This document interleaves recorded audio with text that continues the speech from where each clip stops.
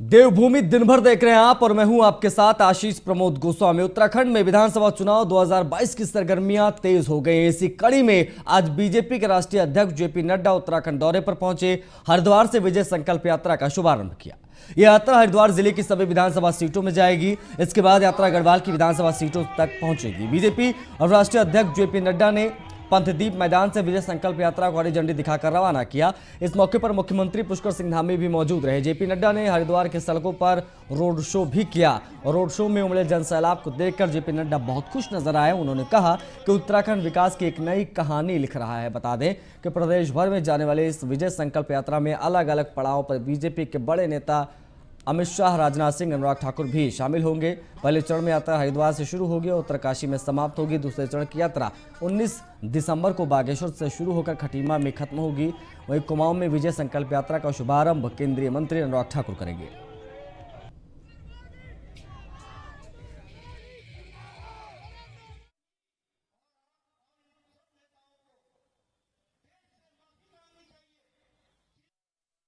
धामी का नाम को लेकर आज हम पूरे उत्तराखंड में चुनाव प्रचार का बिगुल बजा रहे हैं। 60 से ज़्यादा सीटें जीतने का लक्ष्य है। ये इस बात का सबूत है कि आज का ये जनसमूह जो है वो भारतीय जनता पार्टी के साथ खड़ा है। माननीय जगत प्रकाश नड्डा जी को सुनने के लिए, माननीय पुष्कर सिंह धामी को सुनने के लिए इस विजय संकल्प यात्रा में शामिल हुआ। रूप से भारतीय जनता पार्टी 60 से ज़्यादा सीटें जीतेगी और ये एक संकल्प लेकर कार्यकर्ता जाएंगे और क्षेत्र के अंदर अपना बिगुल बजाएंगे। आप देख रहे हैं किस तरह से उत्साह है कार्यकर्ताओं के अंदर। हमारी पार्टी का विजय संकल्प अभियान यहाँ से प्रारंभ होना है और माननीय राष्ट्रीय अध्यक्ष जी जगत प्रकाश नड्डा जी, उनके मार्गदर्शन में आज यहाँ से यात्रा प्रारंभ होगी। और जिस प्रकार से माननीय प्रधानमंत्री जी के नेतृत्व में आज उत्तराखंड के अंदर चहुमुखी जो काम हुए हैं, जिसके बारे में कभी कोई सोचता भी नहीं था, चाहे आज हम केदारपुरी की बात करें या आने वाला हमारा जो बद्रीनाथ धाम का जो मास्टर प्लान है। भारतीय जनता युवा मोर्चा के प्रदेश अध्यक्ष कुंदन लटवाल और भाजयुमो के राष्ट्रीय महामंत्री नेहा जोशी ने संयुक्त प्रेस कॉन्फ्रेंस करके बताया है कि भारतीय जनता युवा मोर्चा के राष्ट्रीय अध्यक्ष तेजस्वी सूर्या 2 दिवसीय उत्तराखंड दौरे पर आ रहे हैं, जिसमें उनका रोड शो देहरादून में निकाला जाएगा और जगह जगह कार्यकर्ताओं द्वारा उनका स्वागत भी किया जाएगा। कुंदन लटवाल के मुताबिक तेजस्वी सूर्या गढ़वाल और कुमाऊं के पदाधिकारियों के साथ बैठक करेंगे, साथ ही प्रबुद्ध युवा संवाद कार्यक्रम में भी हिस्सा लेंगे। तेजस्वी सूर्या जी का नाम किसी के लिए अनजाना नहीं है। युवा होने के साथ साथ उन्होंने अपनी जो उनकी जिस तरीके से वो भाषण देते हैं, बहुत ही सुंदर भाषण देते हैं। पार्लियामेंट में जो उनके भाषण हैं वो युवाओं के बीच में बहुत पॉपुलर होते हैं। धर्म के इश्यू पर बोलते हैं, राष्ट्रवाद पर बोलते हैं और युवाओं में उनके दिलों में उन्होंने एक अलग जगह बनाई है। और पहाड़ में भी मैंने देखा है कि जहाँ भी मैं जाती हूँ तो तेजस्वी सूर्या जी का जो एक पॉपुलैरिटी है वो बहुत ज़्यादा है। तो पहली बार देवभूमि उत्तराखंड में उनका आगमन हो रहा है, तो जाहिर है कि पूरे प्रदेश का जो युवा मोर्चा है बहुत उत्साहित है। हमारे जो मेंबर ऑफ पार्लियामेंट हैं और सबसे कम उम्र के जो हमारे member of parliament Tejasvi Surya जी हैं और हमारे राष्ट्रीय अध्यक्ष हैं, उनका उत्तराखंड का 2 दिन का प्रवास उत्तराखंड में होना है, जिसमें उनकी सांगठनिक बैठक रहेगी रोड शो के माध्यम से और सांगठनिक बैठकों के माध्यम से। और उसके बाद शाम को यूथ कैन लीड के माध्यम से वो यहाँ के जो प्रोफेशनल लोग हैं, अपने अपने फील्ड के जो हीरो हैं, उनसे जुड़ने का काम करेंगे। दूसरे दिन टपकेश्वर महादेव दर्शन के साथ 2000 से ज़्यादा युवक युवतियों के साथ युवा संवाद के माध्यम से जुड़ेंगे और उसके बाद डोईवाला में 2000 नए मतदाताओं को जोड़ने का काम हमारे युवा राष्ट्रीय अध्यक्ष जी के द्वारा, युवा सांसद के द्वारा 2 दिन के अपने इस प्रवास में रहे। कपकोट में दिल्ली के डिप्टी सीएम मनीष सिसोदिया ने हुड़का बजाया। कपकोट में चुनावी यात्रा के दौरान पहुंचे थे मनीष सिसोदिया ने उत्तराखंड नवनिर्माण का संकल्प इस दौरान लिया। उत्तराखंड का सांस्कृतिक वाद्य यंत्र है हुड़का, जिसे आज बजाते नजर आए दिल्ली के डिप्टी सीएम मनीष सिसोदिया।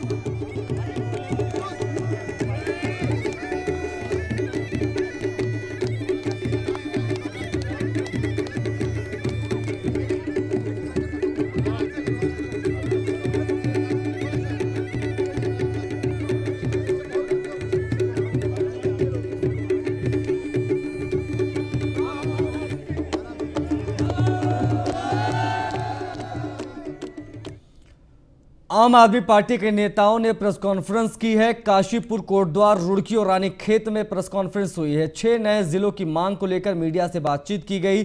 6 जिलों की मांग पर बीजेपी कांग्रेस को दिक्कत क्यों है? 6 जिलों की मांग उत्तराखंड की जनता की मांग है। ये तमाम बातें प्रेस कॉन्फ्रेंस में कही गई। कहा गया कि बीजेपी कांग्रेस ने जनता को गुमराह किया है। ऐसा है, जो हमारे संयोजक अभी काशीपुर की जनसभा में जो हमारे संयोजक अरविंद केजरीवाल जी द्वारा उत्तराखंड में 2022 की सरकार बनने के बाद 30 दिन में 6 जिले बनाए जाएंगे, जिसमें काशीपुर भी एक जिला होगा, तो उसके बाद से विपक्षी दलों की तकलीफ बहुत ज़्यादा बढ़ गई है। और उस तकलीफ में शायद ऐसा लगता है कि वो नहीं चाहते कि जनता की समस्याएं जो हैं वो कम हों। उनके हाथ से ये जिले के नाम पर जीतने का बार बार जो मुद्दा था, ये निकलता हुआ उन्हें दिखाई दे रहा। जनता के नुमाइंदों ने, सामाजिक सेवकों ने प्रशासन के आगे, सरकारों के आगे लगातार ये डिमांड रखी कि रुड़की शहर को जिला घोषित किया जाए। लेकिन पिछली भाजपा सरकारों ने और कांग्रेस सरकारों ने हमेशा जनता की इस भावना का, इस मांग का निरादर। उत्तराखंड के 2,59,000 छात्र छात्राओं को अब टैबलेट नहीं बल्कि टैबलेट के पैसे दिए जाएंगे। छात्र छात्राओं के खातों में डीबीटी के जरिए 12,000 रुपए भेजे जाएंगे। टैबलेट खरीद की प्रक्रिया पर सवाल उठने के बाद सरकार की ओर से यह निर्णय लिया गया है।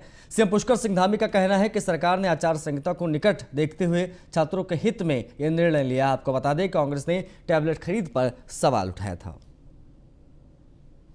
खाता खुलवा के एक टाइम बाउंड करके सभी बच्चे अपने स्तर से उसको हम स्कूलों में सुनिश्चित करेंगे कि शिक्षकों के स्तर पर, प्रधानाचार्य के स्तर पर, कि सभी बच्चों को टैबलेट मिल जाए। हमारी पहली प्राथमिकता है टैबलेट मिलना चाहिए, क्योंकि बच्चों को इस आईटी के युग में निश्चित रूप से इन सब संसाधनों का सही प्रकार से उनको जो है उसका प्रयोग भी हो और उनको उसकी सहायता भी मिले, सहयोगी भी हो।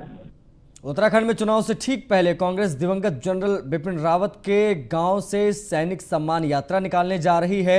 मुख्यमंत्री पुष्कर सिंह धामी ने हरीश रावत के इस अभियान पर चुटते हुए कहा है कि हरीश रावत के ऑडियो वीडियो को दुनिया ने देखा है, उन्हें जल्द सब कुछ पता चल जाएगा। पीएम मोदी के नेतृत्व में ही देश में सेना का सम्मान हुआ है और सेना को खुली छूट भी मिली है।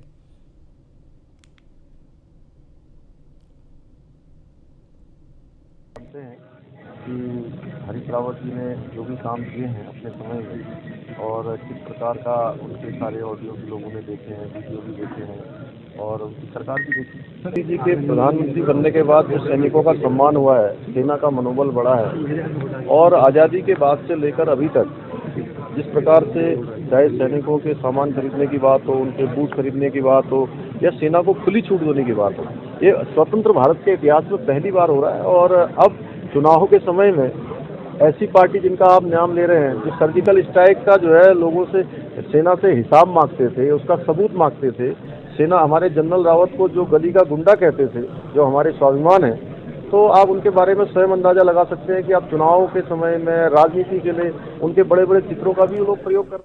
मुख्यमंत्री पुष्कर सिंह धामी ने शनिवार को उत्तराखंड सचिवालय बैडमिंटन क्लब की ओर से आयोजित अंतर विभागीय बैडमिंटन प्रतियोगिता का शुभारंभ किया। इस दौरान उन्होंने उत्तराखंड सचिवालय बैडमिंटन क्लब की पत्रिका प्रयास का भी विमोचन किया। खेल मंत्री, खेल प्रेमी मुख्यमंत्री इस मौके पर खुद को रोक नहीं पाए और सीएम पुष्कर सिंह धामी ने भी बैडमिंटन खेला। इस अवसर पर उन्होंने उत्तराखंड सचिवालय बैडमिंटन क्लब की पत्रिका प्रयास का विमोचन भी किया। साथ ही उन्होंने अंतर विभागीय बैडमिंटन प्रतियोगिता में प्रतिभाग करने वाले सभी खिलाड़ियों को शुभकामनाएं दी।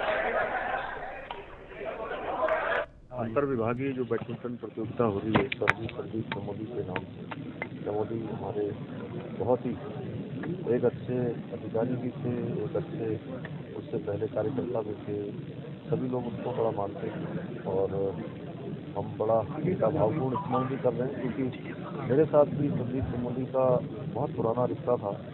हम साथ साथ में युवा मोर्चा के कार्यकर्ता के रूप में एक साथ काम करते थे, तो निश्चित रूप से आज हम उनको स्मरण भी करते हैं, श्रद्धांजलि भी अर्पित करते हैं। साथ ही इस प्रकार के कार्यक्रम प्रत्येक वर्ष यहाँ पर आयोजित किए जाते हैं। नई टिहरी में नवनियुक्त वरिष्ठ पुलिस अधीक्षक नवनीत भुल्लर ने अपना पदभार संभाल लिया है। इससे पहले नवनीत भुल्लर ने राज्य आपदा प्रतिवेदन बल के 9वें सेनानायक के रूप में काम किया था। नवनीत भुल्लर ने लगभग 11 महीने के कार्यकाल में एसडीआरएफ में कई महत्वपूर्ण कार्य किए। ऋणी आपदा हो या फिर महाकुंभ का कुशलतापूर्वक संपन्न कराना उससे अच्छी तरीके से उन्होंने किया है। कोविड की दूसरी लहर के दौरान मेडिसिन किट पहुंचाने से लेकर कोविड पॉजिटिव शवों के दाह संस्कार का कार्य भी नवनीत भुल्लर और उनकी टीम ने बखूबी किया था।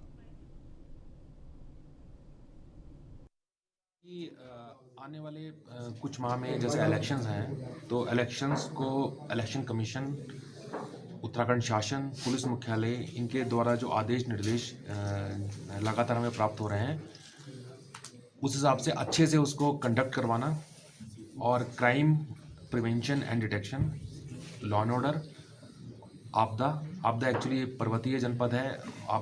हर एक पुलिस वाले को उसके लिए तैयार करना, ट्रेनिंग करना, उनकी आपदा के लिए तैयार रहना।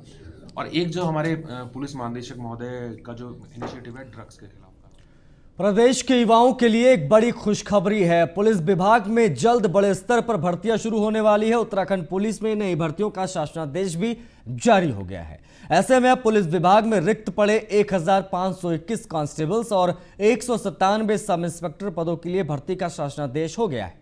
पुलिस मुख्यालय के अनुसार अब जल्द ही सभी भर्तियों के लिए विज्ञप्ति जारी हो जाएगी। देखिए, हमारा जो प्रपोजल चल रहा था और हमने अध्यासन भेजा था जो अधीनस्थ चयन सेवा आयोग को, आज शासन ने भी उस पर अपनी वो आदेश जारी कर दिया है और उन्होंने अधीनस्थ चयन सेवा आयोग को भी बोल दिया है। 1521 पद हैं, जिसमें कांस्टेबल्स हैं, फायर सर्विस के और पुलिस, सिविल पुलिस के और पीएसी के, और 197 पद हैं सब इंस्पेक्टर और प्लाटून कमांडर के।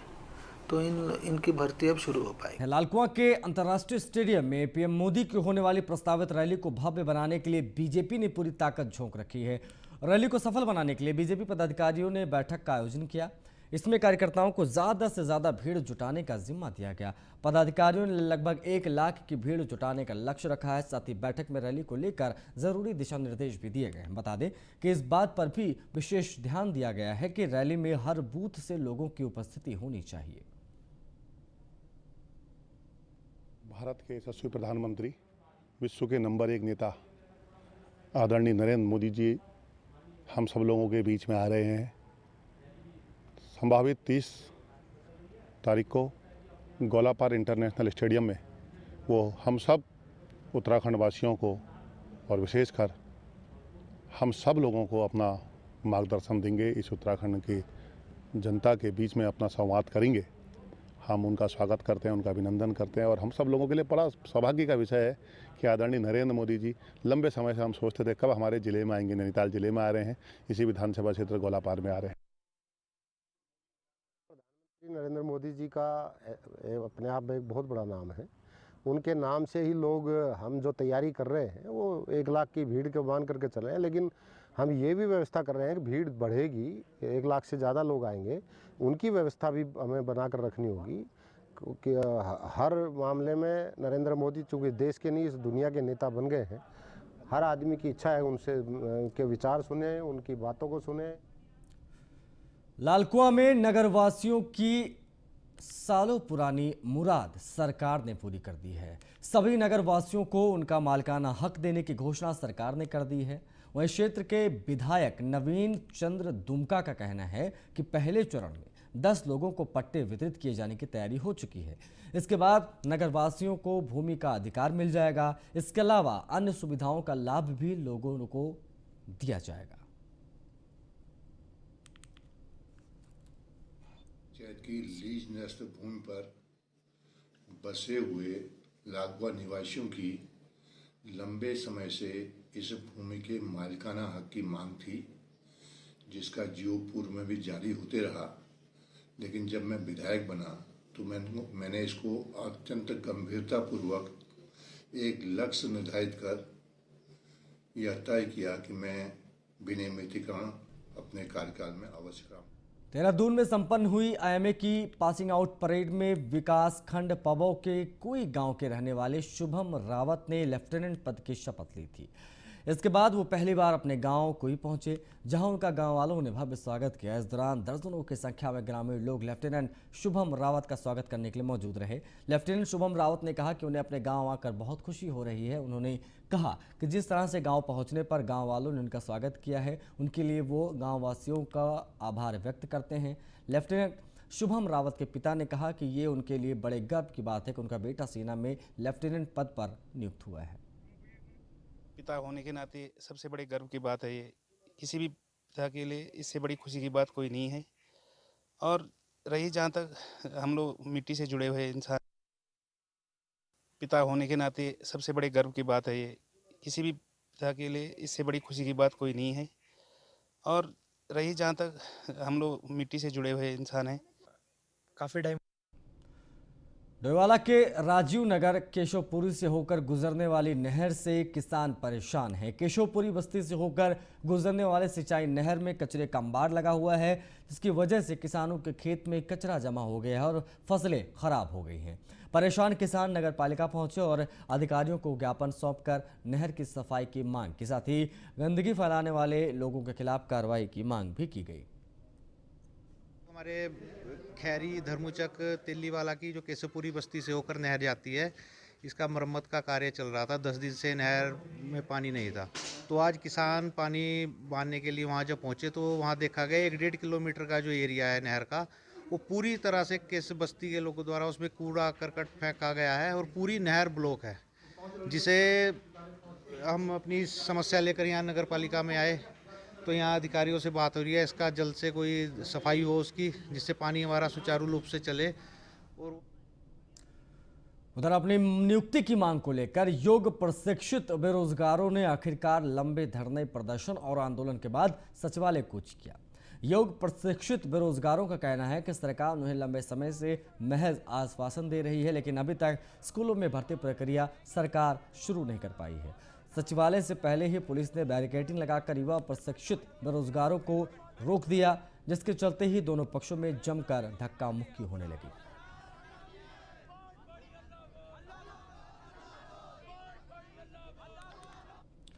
चलिए इसी के साथ इस बुलेटिन में फिलहाल इतना ही। नमस्कार।